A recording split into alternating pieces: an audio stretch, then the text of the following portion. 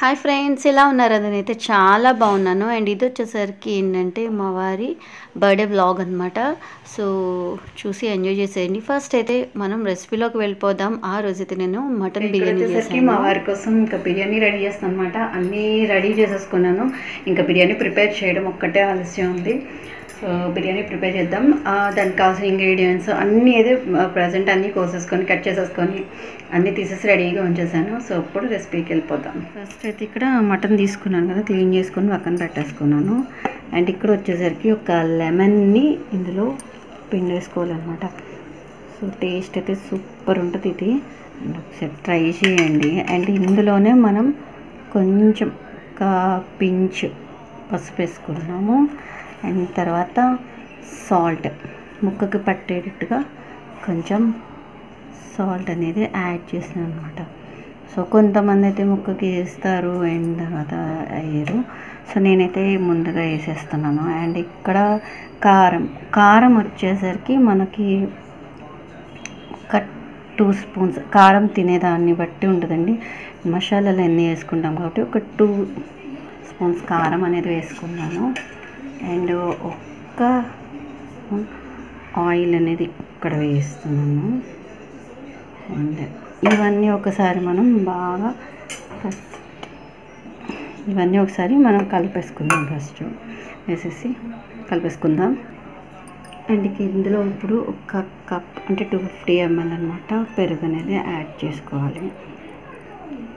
Add చేసుకున్న తర్వాత ఒక 1.5 స్పూన్ అల్లం వెల్లుల్లి పేస్ట్. సో అల్లం వెల్లుల్లి పేస్ట్ ఒక 1.5 స్పూన్ వేసుకుంటున్నాను. తర్వాత ఇది వచ్చేసరికి నేను ఆడిపెట్టుకున్న మటన్ మసాలా పౌడర్ అనమాట.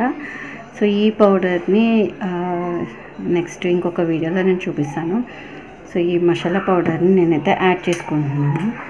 ఏం లేదండి, ధనియాలు, జీలకర్ర అవన్నీ ఉంటాయి కదా, సో అన్నీ కలిపనమాట. అండ్ ఇది వచ్చేసరికి నేను కేజీ మటన్ కాబట్టి ఒక 3 స్పూన్స్ అనేది మనం మిక్స్ చేసుకుంటే సరిపోతుంది.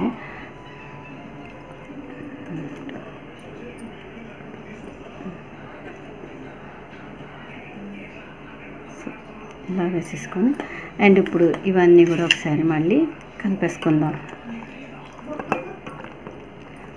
సో ఇదంతా కలిపేసుకొని దీన్ని మూత పెట్టి మసాలాని ఇంకా మనం కలిపేసుకున్న తర్వాత మూత పెట్టేసి ఫ్రిడ్జ్లో పెట్టేసుకుందాం.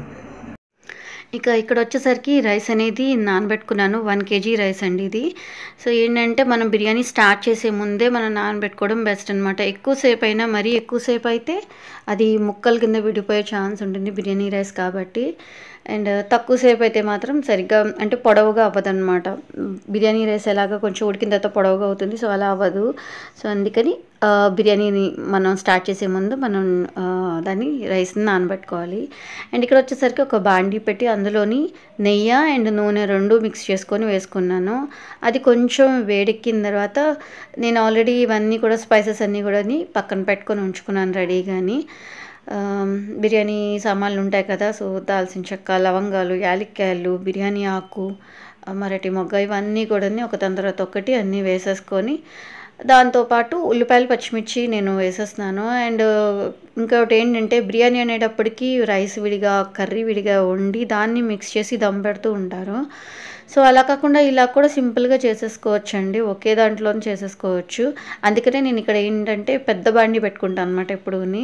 అండ్ కేజీ రైస్కి మనకి ఆల్రెడీ పీసెస్ అవి వస్తాయి కాబట్టి కొంచెం మనకి ఫ్రీగా ఉడికేదైతే కనుక బిర్యానీ రైస్ బాగుంటుంది. అందుకని చెప్పేసి నేను ఇది 2 kgsది వండేది 1 kg కానీ బాడీ మాత్రం 2 kgs అనమాట. సో అది పెద్దది పెట్టేశాను ఇంకా.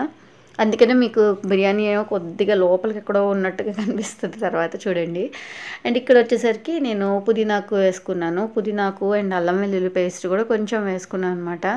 సో ఆల్రెడీ మనం ఏంటంటే మ్యారినేట్ చేసిన టైంలో అల్లం వెల్లుల్లి పేస్ట్ వేసుకున్నాం కాబట్టి ఇందులో కొంచెం మనం ఫ్లేవర్ కోసం అంటే బిర్యానీ రైస్ ఉంటుంది కదా, సో రైస్కి కొంచెం ఫ్లేవర్ అనేది ఉంటుందన్నమాట. సో అందుకోసం మనమైతే అందులోని అల్లం వెల్లుల్లి పేస్ట్ కొంచెం వేసుకొని అవి కొంచెం లైట్గా ఫ్రై అవుతున్న టైంలోనే మనం ఆల్రెడీ మటన్ అంతా కూడా మ్యారినేట్ చేసి పక్కన పెట్టుకున్నాం కదా ఫ్రిడ్జ్లోని. సో అది తీసేసి ఇలాగా ఉడికించుకోవాలి. సో మూత పెట్టేసి కొంచెం సేపు ఉడికించేసుకోవాలండి. మటన్ కొన్ని ప్లేసెస్లో అయితే బాగా ఉడుకుతుంది, అండ్ బాగా కొన్ని ప్లేసెస్లో ఏంటంటే మటన్లో ఉప్పు వేసినా కూడా అసలు ఉడకదు అనమాట. సో నేను ఇక్కడైతే ఉప్పు వేసాను. మా విజయవాడలో అయితే బాగుంటుంది అనమాట మటన్. సో అందుకని నేనైతే ఉప్పు వేసేసి నార్మల్గానే నేను కుక్ చేసేస్తున్నాను. నార్మల్గా మీ ఇంట్లో అయితే మాత్రం ఉడకలేదు మీ ప్లేస్లో అంటే మాత్రం మీరైతే కుక్కర్లో వండుకోవడం బెస్ట్ అండి. సో ఇక తర్వాత మనం వాటర్ అదే ముక్క ఉడికిపోయింది అన్న టైంలోని చక్కగా మనం వాటర్ అనేది వేసుకోవాలి. నేనేంటంటే ఒకటింపావు చొప్పున వాటర్ అనేది వేసాను అనమాట. అందులోని గుప్పెడుతో అలాగ కేజీకి వచ్చేసరికి ఒక గుప్పెడు ఉప్పు సరిపోతుంది. సో అలా వేసుకున్నాను. ఇక ఆ తర్వాత మనకి వాటర్ అనేది ఇలాగ బాయిల్ అవుతున్న టైంలోనే మనం నానబెట్టుకున్న బిర్యానీ రైస్ ఉంటుంది కదా, సో ఆ రైస్ అంతా కూడా వేసేసుకోవాలి.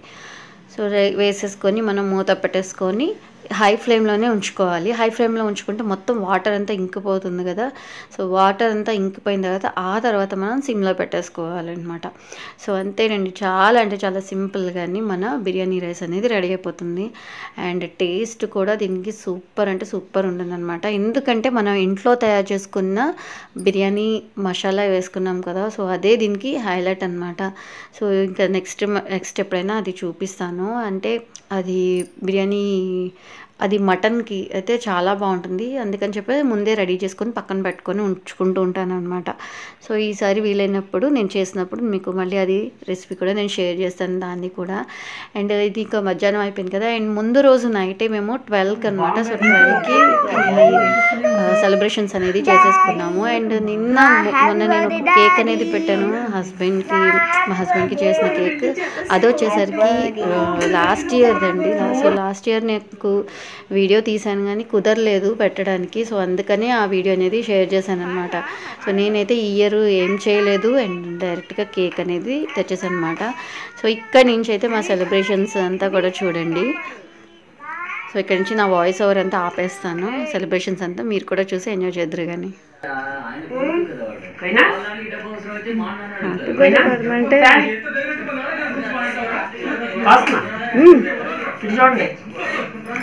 స్టాప్ చేయొచ్చు కదా, వీడియోలో రికార్డ్ అవుతుంది. మమ్మీకి మళ్ళీ వాయిస్ రికార్డు మొత్తం అది ఇది అయిపోతుంది.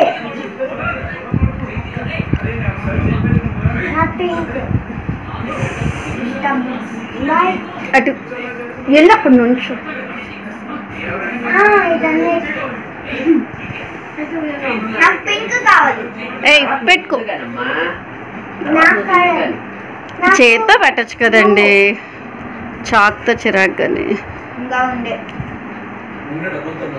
బ్లూ ఇంకా ఉంది. క్లోజ్ చేయండి, దగ్గరికి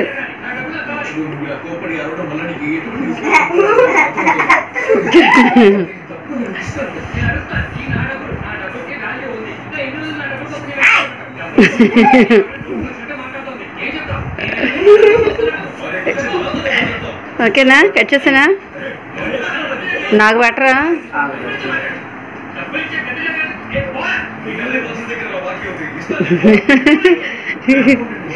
చాలు చాలు.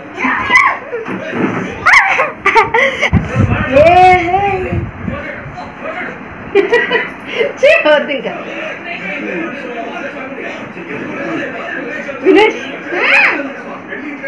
వినోద్తాను వినేయచ్చు. ఇక సెలబ్రేషన్స్ ఇలా చేసుకున్నామండి మేమైతే. అండ్ చాలా హ్యాపీగా ఇలాగా నైట్ అయితే సెలబ్రేషన్స్ అనేది చేసేసుకున్నాము. అండ్ నేనైతే మా వారికి ఒక షర్ట్ అనేది గిఫ్ట్ ఇచ్చాను అనమాట. ఇంకా అంతే, అండ్ సింపుల్గా ఇలాగా హ్యాపీగా మేమైతే ఎంజాయ్ చేసాము.